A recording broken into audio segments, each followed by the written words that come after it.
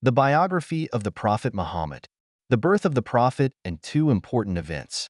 In the previous episode, we discussed the childhood of the Prophet's grandfather, Hazrat Abdul Muttalib, and how he became the leader of the Quraysh of Mecca. In this episode, we will highlight two major historical events that took place during his life. The first event is the Year of the Elephant, Aam al-Fil, when the ruler of Yemen, Abraha bin Ashram, marched with a large army to destroy the Kaaba in Mecca. However, Allah sent small birds to defeat Abraha's army and protect the Kaaba. This event has already been detailed in previous episodes. The second important event was the rediscovery of the Zamzam well. A long time before this, when the tribe of Banu Juram controlled Mecca, a dispute over ownership led to the filling of the Zamzam well with soil. Over time, the well's location disappeared and was forgotten.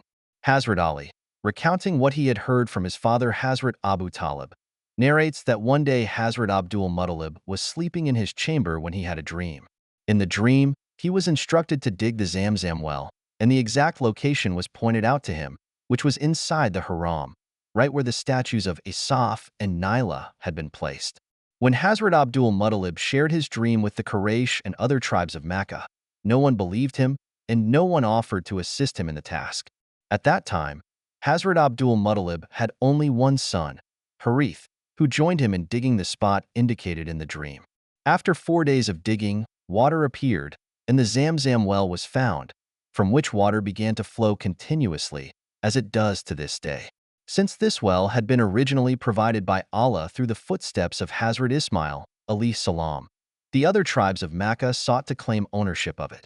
However, Hazrat Abdul Muttalib believed that the well had been granted to him by Allah. To settle the dispute, it was decided according to Arab customs that an experienced and wise person should make the final decision. Various tribal representatives, including Hazrat Abdul Muttalib, set out to consult a famous soothsayer, a woman skilled in spiritual matters, in Syria, as the Arabs highly regarded the words of soothsayers. On their way out of Mecca, the entire group, except for Hazrat Abdul Muttalib, ran out of water and were on the brink of death due to thirst. The other tribes refused to share their water, and the situation became so dire that the group began digging graves for those who were about to die. The next day, Hazrat Abdul Muttalib decided not to fear death and resolved to continue the journey. As he mounted his camel, it stepped firmly on the ground, and a spring of water gushed forth from the earth. All the tribes benefited from this newfound water. Witnessing this miraculous occurrence, everyone was compelled to believe that some divine force was supporting Hazrat Abdul Muttalib. The tribal representatives then unanimously decided that the dispute over Zamzam had been resolved by Allah's will. It was clear that the water, flowing at that very spot, had been a sign that the right to Zamzam was with Hazrat Abdul Muttalib. Therefore, they all agreed to return to Mecca.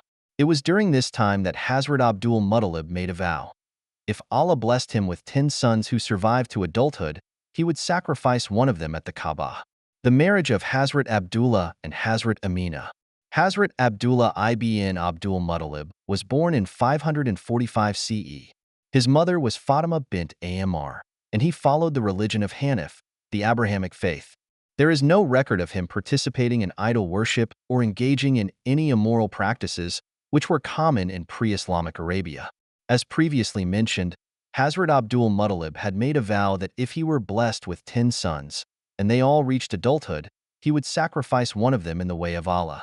After Hazrat Abdullah was spared from the sacrifice, Hazrat Abdul Muttalib decided to arrange his marriage. Hazrat Abdullah, like his father and grandfather, was known for his striking beauty and noble character. Many noble women of Mecca were eager to marry him. However, the honor of becoming the mother of the Prophet was destined for Hazrat Amina bint Wahb. The desire to marry Hazrat Abdullah was not merely based on his outward appearance, but also because of the light of prophethood that radiated from his forehead, like the moon. Among the women who desired to marry him was Cattle, the daughter of the famous scholar Waraka bin Nawfal's sister.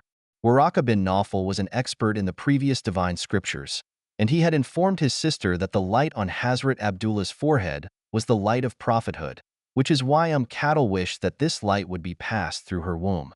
Another woman, a seer named Fatima bint Mur al-Khathamiyah, had sensed through her spiritual insight that the light on Hazrat Abdullah's forehead was indeed the light of prophethood, and thus, she too desired to marry him. However, Hazrat Abdul Muttalib chose Hazrat Amina, the daughter of Wahb ibn Abd Manaf, from the noble tribe of Seerah. Hazrat Amina was known for her purity and virtuous nature, making her stand out among all the women of the Quraysh. Hazrat Abdul Muttalib went to Wahb and requested his daughter Amina's hand in marriage for his son, Hazrat Abdullah. Wahb agreed, and the marriage was arranged. At this occasion, Hazrat Abdul Muttalib also married a woman named Hala, the daughter of Wahb ibn Abd Manaf, who gave birth to Hazrat Hamza and Hazrat Safiya, two prominent figures in Islam.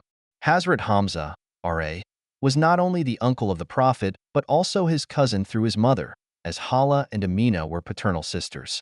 Meanwhile, when Kattal and Fatima bint Moor al-Khathamiyya learned of this marriage, they were deeply disappointed and wept, mourning their failure to secure the privilege of becoming the mother of the Prophet. Their sorrow was indeed justified, for the honor of being the mother of the final Prophet is greater than all the wealth of the world, and this honor was written in the fate of Hazrat Amina.